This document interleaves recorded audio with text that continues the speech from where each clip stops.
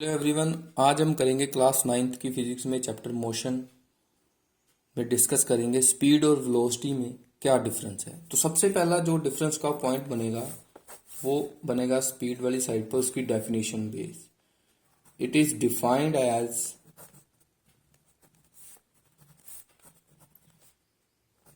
Time rate change of distance. जो time के साथ साथ डिस्टेंस चेंज होता है जिस भी ऑब्जेक्ट का, वो हमें स्पीड बताती है उस ऑब्जेक्ट का। तो दूसरी तरफ जो बनेगा उसमें हम क्या चेंज करते हैं, टाइम रेट चेंज ऑफ, बाकी सारा सेम रहेगा। जो लास्ट में आपने लिखा है वो डिस्प्लेसमेंट आएगा। वेलोसिटी जो है हमेशा डिस्प्लेसमेंट से निकलती है।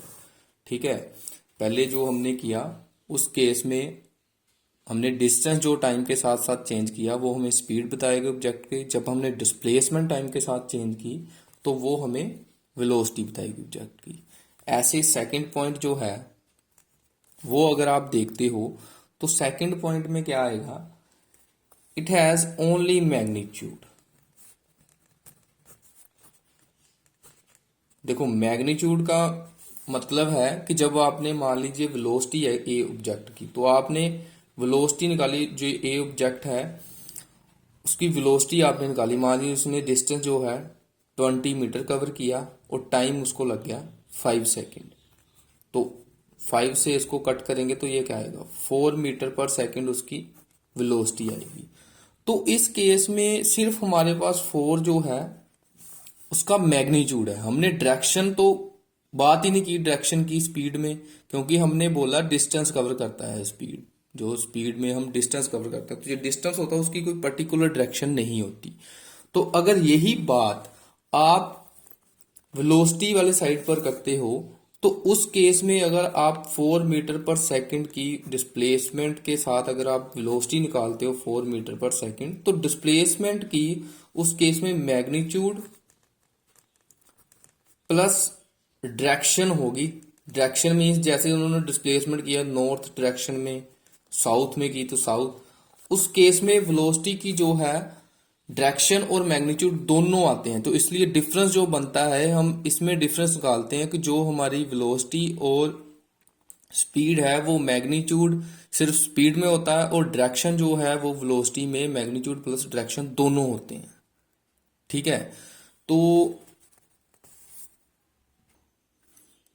ऐसे अगर आप थर्ड पॉइंट देखें, थर्ड पॉइंट में हम क्या कंसीडर करेंगे, थर्ड पॉइंट जो आएगा आपका उसमें हम कंसीडर करेंगे जो स्पीड है वो पॉजिटिव और जीरो दोनों हो सकती हैं।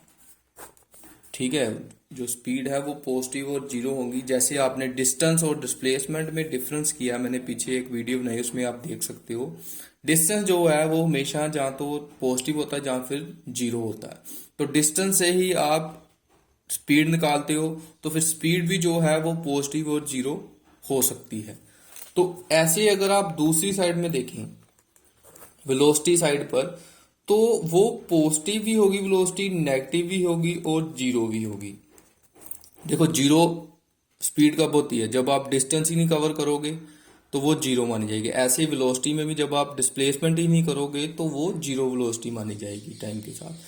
तो पॉजिटिव जब आप किसी पर्टिकुलर डायरेक्शन में डिस्प्लेस कर रहे हो तो उसमें जो डिस्प्लेसमेंट ओवर टाइम आएगा वो हमें पॉजिटिव डायरेक्शन बता दी।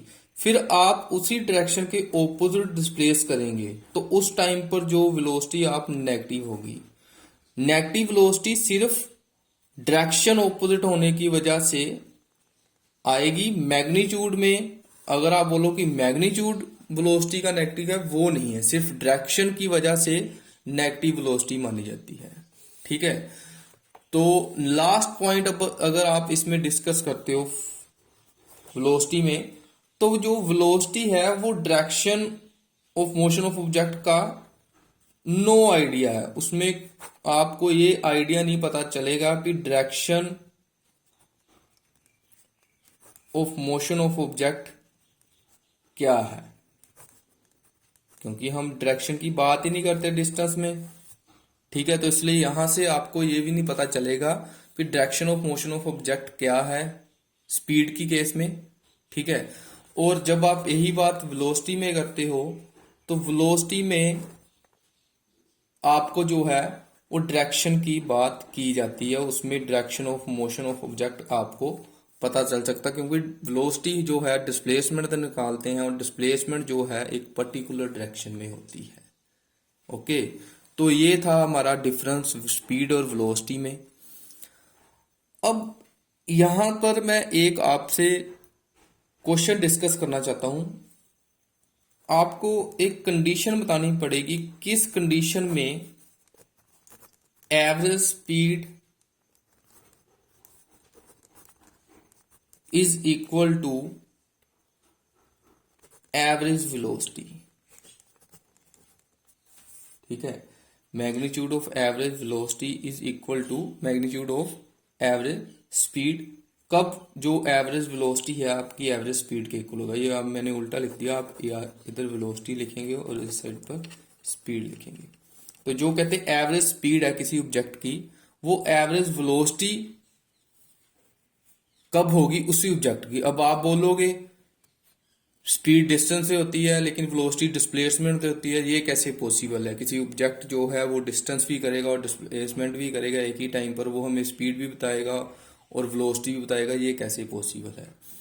तो ये तब पॉसिबल है जब जो ऑब्जेक्ट है वो एक पर्टिकुलर स्ट्रेट लाइन में हो, पर्टिकुलर स्ट्रेट लाइन उसका पाथ हो। तो इस केस में देखें वो एक पर्टिकुलर डायरेक्शन में भी है, तो इस केस में जो उसकी एवरेज वेलोसिटी होगी, जो भी इस डिस्प्लेसमेंट वो करेगा एक पर्टिकुलर डायरेक्शन में, तो अगर डिस्प्लेसमेंट कर रहा है पर्टिकुलर डायरेक्शन में तो इसका मतलब डिस्टेंस भी तो है। अगर आप यहाँ पर देखें इसी स्ट्रेट लाइन में, फिर आप निकालें जो ऑब्जेक्ट है वो कितने डिस्टेंस चला और टोटल डिस्टेंस जितना उतने कवर किया, टोटल टाइम उसको जितना लगा उससे स्पीड भी निकाल सकते हो। ऐसे ही आप टोटल डिस्प्लेसमेंट जितनी उसने की टोटल टाइम से वेलोसिटी भी निकाल सकते हो। इस केस में जो एवरेज वेलोसिटी जब स्ट्रेट लाइन मोशन हो, तो स्ट्रेट लाइन मोशन के केस में एवरेज वेलोसिटी जो है आपकी इक्वल होगी एवरेज स्पीड के। तो ये बात आप ध्यान रखना कि कब एवरेज स्पीड और एवरेज वेलोसिटी को हम इक्वल मानते हैं, जब आप स्ट्रेट लाइन मोशन में हो, डायरेक्शन नहीं चेंज करनी। कंडीशन है डायरेक्शन नहीं चेंज करनी है आपने, स्ट्रेट लाइन मोशन में हो विदाउट चेंज इन डायरेक्शन, तब जो एवरेज वेलोसिटी है वो एवरेज स्पीड के इक्वल मानी जाती है।